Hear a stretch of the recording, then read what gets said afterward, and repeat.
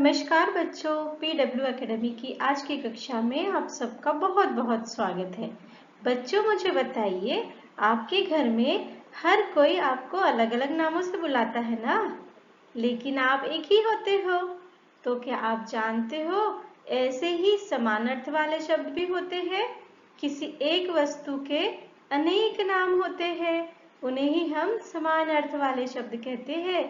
तो आज हम इस कक्षा में ऐसे ही शब्दों के बारे में पढ़ने वाले हैं। तो आप तैयार हैं ऐसे शब्दों को पढ़ने के लिए? तो आइए शुरू करते हैं हमारा आज का पाठ।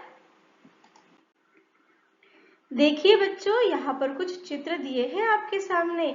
बताइए तो जरा कौन कौन से चित्र है यह? ओ, ये तो फूल का चित्र है। फिर ये क्या? ये तो किताब का चित्र है। नाव भी है यहाँ पर, तो बारिश का भी चित्र है और छाता का भी चित्र है। अब मैंने तो इन सब के लिए एक एक नाम ही लिया है, लेकिन देखिए यहाँ पर हमें इनके दूसरे नाम भी बताए गए हैं। तो देखते हैं इनके दूसरे नाम कौन से हैं। देखिए, फूल को हम फूल तो कहते ही हैं, लेकिन पुष्प भी कहते हैं, सुमन भी कहते हैं।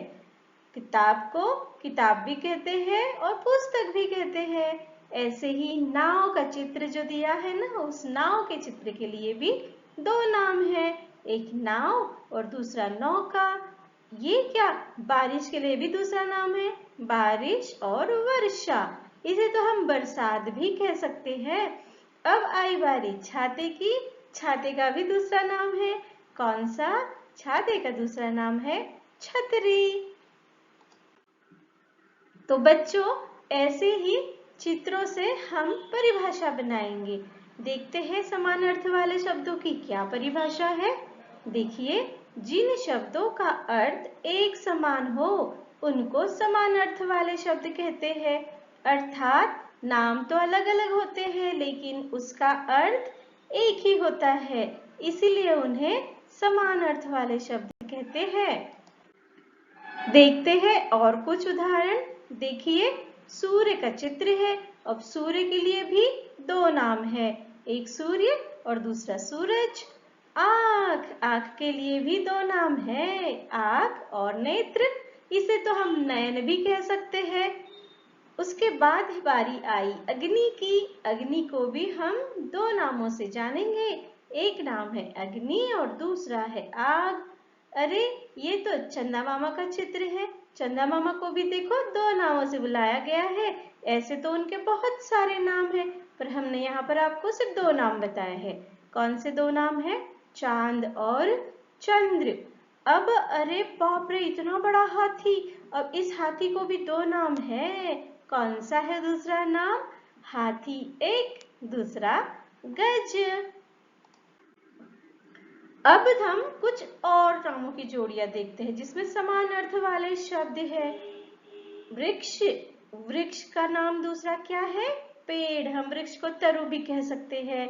मूषक मतलब चूहा, मूषक और चूहा। कमल का फूल जो होता है ना, उसके भी दो नाम है, कमल, जलज, उसे हम पंकज भी कह सकते हैं। अश्व, घोड़ा, माता, माँ, पत्ता, पत्र, पर्वत, पहाड़, मेघ, बादल, दीप, दिया, जल, पानी। तो देखिए, आपने इतने सारे समान अर्थ वाले शब्द हैं। अब से आप हर चीज को दो नामों से बुलाओगे ना? बहुत अच्छे। अब हम इन शब्दों का पुनरावलोकन करेंगे अभ्यास कार्य से। तो आइए बढ़ते हैं पहले प्रश्न की ओर। पहला प्रश्न क्या है? पहले प्रश्न में एक चित्र दिया है और उसके दो नाम दिए हैं। अब हमें उस नाम पर रंग भरना है जो उस चित्र के लिए सही है। तो चित्र किसका है बच्चों? चित्र है चूहे का। अब चूहे का चित्र है तो हम चूहा वाले शब्द पर ही रंग भरेंगे। तो हम भरते हैं चूहा वाले शब्द पर रंग। ये भर दिया हमने इसमें रंग। अब दूसरा चित्र देखिए किसका है? वर्षा हो रही है यहाँ पर? नहीं, यहाँ तो बादल का चित्र है, तो हम बादल पर रंग भरेंगे। आइए अब देखते हैं दूसरा प्रश्न। दूसरे प्रश्न में क्या दिया है? एक नाम दिया है और 2 चित्र दिए हैं। अब हमें क्या करना है, उस नाम वाला चित्र ढूंढना है और उस पर गोला लगाना है।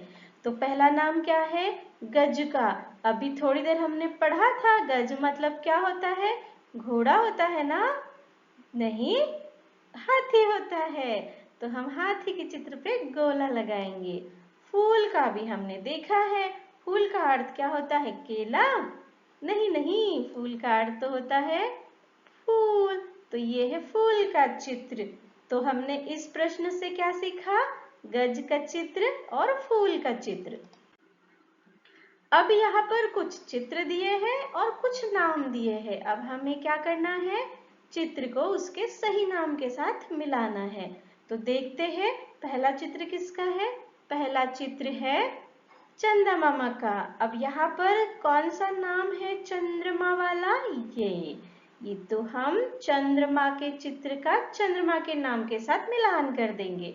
दूसरा चित्र है वृक्ष का अर्थात पेड़ का।